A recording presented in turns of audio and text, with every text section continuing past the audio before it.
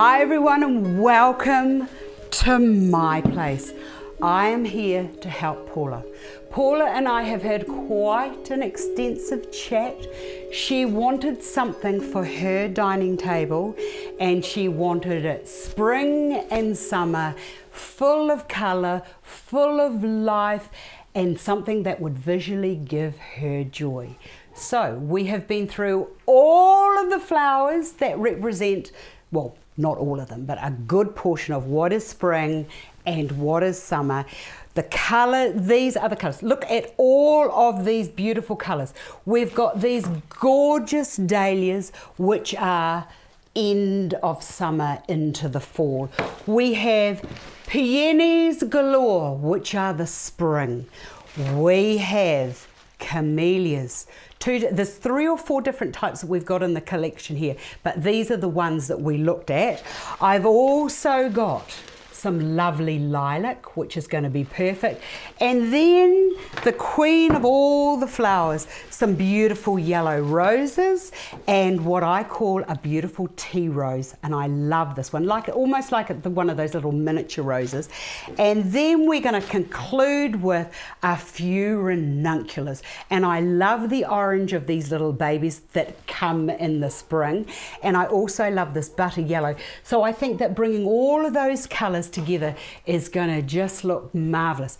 Now, I want to tell you that it's not really a millefiori, which is a million flowers in Italian, and it's not really a polychromatic either, but it kind of could be. And polychromatic is like all of the flowers together with shades, tones and tints to bring them all in and harmonize. Let us start. And Paula, you can stop and start this video as you see fit. If you get stuck, don't reach out, it's not a problem. But everything that you need to know on how to put your design together is going to be covered right now. Okay, now we talked about vases, and I suggested to Paula that she make the vase a little bit deeper, there's a little bit darker. So I've just used my Cheats chalk paint to do this, and the recipes lying around. Have a look through the other videos, you'll see how to do that.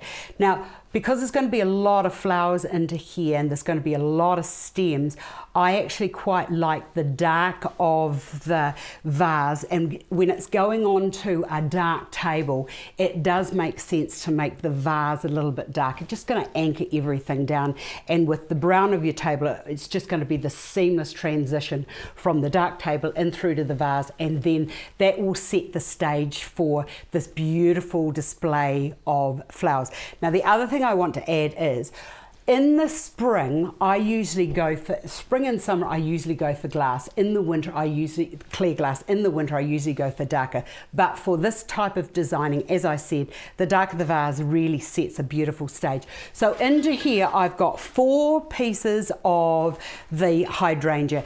And I've just placed one, just remember what I always say, imaginary line running through the center of your design. What you do on this side, you do on the other. If you put something to the front, bring it to the front. If you wanted to, you can get into here and you can bend the stems so that the hydrangea goes down the exterior of this, out down the side of your vase.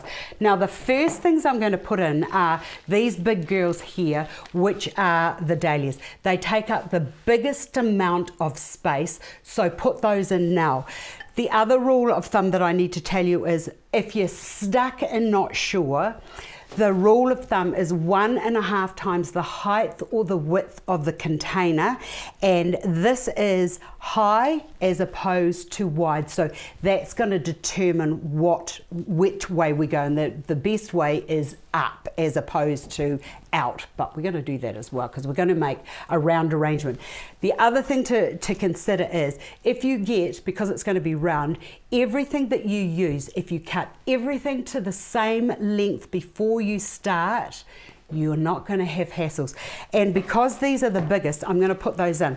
Now, Paula, you may have to cut, but make sure that when you cut, they're all of this, as I said, they are the same length. Now I'm just going to bend mine because, as I've said on more than one occasion, once you cut, you can never go back. So I'm just going to bring those into there and let them just rest and take their place within the arrangement.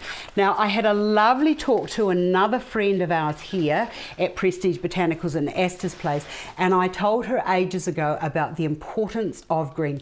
Green it not only enhances your flowers, the other thing that it does is it adds this lovely network and support structure in which your flowers can sit. So we've got 3 of those into there. Now, if they're pointing the wrong way, don't worry about that because it will be viewed from all around. And when you look at flowers in the garden, they don't all just sit up and point their heads to look at you. They go whichever way the sun's growing or whichever way the wind has knocked them. Okay, the next thing to go into here, I was going to put those in, but I'm not going to do that now. I'm getting rid of these. I'm going to go in with these beautiful, look at that Camellia. These always remind me of dancing ladies in the spring. They're so beautiful with their wee ruffly little wee skirts and petals. And I really love the yellow in the inside of the Camellia, which is going to pick up with the yellows that we're going to use. Now these have all been bent to the same length, and I'm just going to put those in now, and I've got 3 each of these. So with these, we're just going to put those in again with equal distance. If you need to get into there with your hand and bend those, you can do that as you go. So equal distance, and I'm looking at that and I'm thinking, what were you thinking, Esther? That's a bit rough. Needed to have done, that's what I should have done, not just being rough. So equal distance, one there, and what's really lovely about these is with those double blooms, you get like a lot of visual bang for your buck. That's really what I want to say. So that can go into there. The next to go in are these beautiful camellias, and I think that the depth of colour of those pinks will be beautiful with the beautiful peonies. So I've got 2 of those, so I'm just going to bring one into there, and doesn't matter if they're too close together because we can fix that in due course, and the next can go over to there. And if you need to, as I said before, just get in there and just pull those down so that they just flop down, because that's what they do in nature. Okay, the next to go in are the sasanquas. So I've got 3 of those, and I think I need about now to say that think of building a pyramid of triangles. I'd go into Pythagoras' theorem, but I'm going to stop now. So you've got the triangle on the base, and then we're just going to make the pyramid, and they're going to get smaller, that just continue to put pyramids together or triangles together as you work into the top. Now these are a little bit taller, and I want those taller because now what I need to start to do is to get a little bit of a lightness in and around the edges or the base here. Next to go in are going to be, actually, no, not yet. I'll bring in these, oh, look at these. How gorgeous are these? Lovely, lovely summer, spring peonies. So 2 of those, we'll bring one into that side, and then we'll bring the other one in and over to there, and I'm just going to turn that down. With these, I like this. This is a gorgeous colour. In fact, this is one of my most favourite of the peonies that we have here in the range. I love the milkiness of it, and I love that it's just got those tiny, tiny little splatterings or kisses of raspberries or pink on the edges of their petals. And it reminds me of, like, I think if memory serves me correctly, this starts life as a tight cream or yellow, I think it is. No, I think it's a tight cream. And as it opens up and towards the end of its lovely life, it just gets that almost translucency on the little wee leaves there. So with these, I've got 3 of these. That's a little bit bent there. I'm going to bring one up and into there. Bring the other one over to here. So I'm just still continuing around with my triangle. Now that's falling out a little bit too far for me, but I'm not going to worry about that because I've still got quite a few to go into there, so we can fix that as we go. Okay, so we've got this yellow one with the little pink bits on the ends of that. I'm just going to bring that up and into there and bring the other one to the other side. And because we've got so many flowers in here, you'll find that the foliage that goes with those flowers will help to keep it all in place. The next to go in are these lovely burgundies. Now I'm going to bring the burgundies down to the base for the simple reason that you've got the dark colour of your black vase, and then you've got this lovely deep maroni burgundy colour up into here. So that's sort of like just a nice transition, and it helps to diffuse that black. So two of those. So we've got one there. Let's bring the other one up and over to this side. So now what I'm going to do with it is I'm just going to lift it just a little bit further, just for a little bit of elevation and just another interesting look. The next to go in are lilac. Who doesn't like lilac? Look at that. Isn't that lovely? And the colours with it, just by bringing in that little bit of lavender into there, it just sort of like calms the whole thing down. Now, I'm going to bring one into the middle, just because I felt like it needed a little bit of height. And I'm going to bring the other one in and over to there. So that can go there, and with this last one, I'll bring that up and over to there. Look at that, that's starting to look really great. Now with the smaller little lavender one, I'm just going to bring that up. Oops, I have to, hold on, wait a minute, I have to go around here and I have to see what I'm doing. Just bring that into there like that, and that looks lovely with that maroni burgundy. And then this I'll bring over to the other side, and that can just sit into there. Now it's not balanced perfect yet, but we can fiddle, as I said, we can fiddle at the end. I'm now going to insert the roses.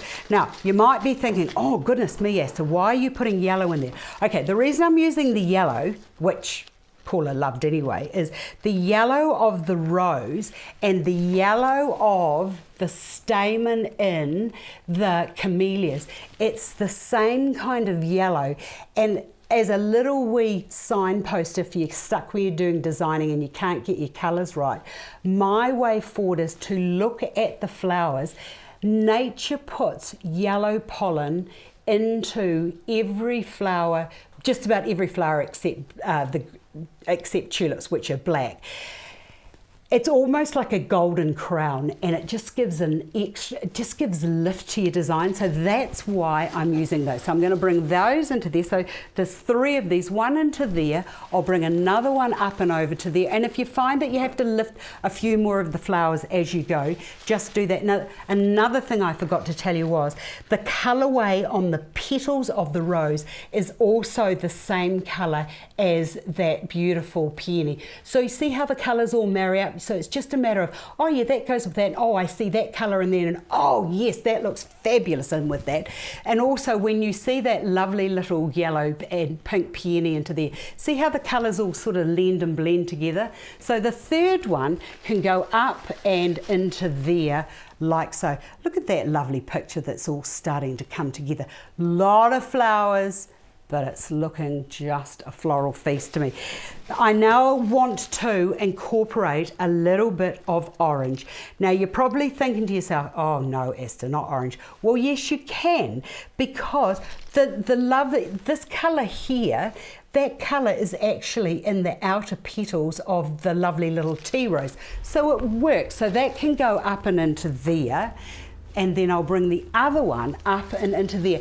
And you'll notice that I'm bringing that, like all the colours blend and blend together. And the roses, because they're smaller than this big girl down there, it actually makes it look lighter even further. The next that I'm going to put into here is this sort of mustardy, sort of almost like a butter creamy, well, it's like a mustardy colour actually. That connects in with this peony over here, and it also is just a duller shade of the yellow. So that's just building out your colours with, as I said, with the shades, tones and tints. So I'm going to bring that up to there, and I'll bring the other one over to here, and look at that little cluster up there. It looks like they're actually growing together as partners in the garden. Last to go in are the lovely little ranunculus, and I'm just going to bring those up and into there, and they can just flopsy mopsy over to there, and these can go over together into there. And you can lift those up a little bit higher if you like, but or you can bring them down the base. But to me, I just think that that just sings, hello spring, hello summer, here I am, happy, happy, joy, joy. I hope you like this, Paula, and that it was of a help and assistance when you come to put your flowers together. Thanks for watching, everyone. I hope I've been of some assistance to you as well. Any questions that you need me to help or any requests for help, just direct mail me to Astar's Place at Instagram and I will leap into action and help if I can. Thanks for watching and I'll see you all again another day. Bye for now.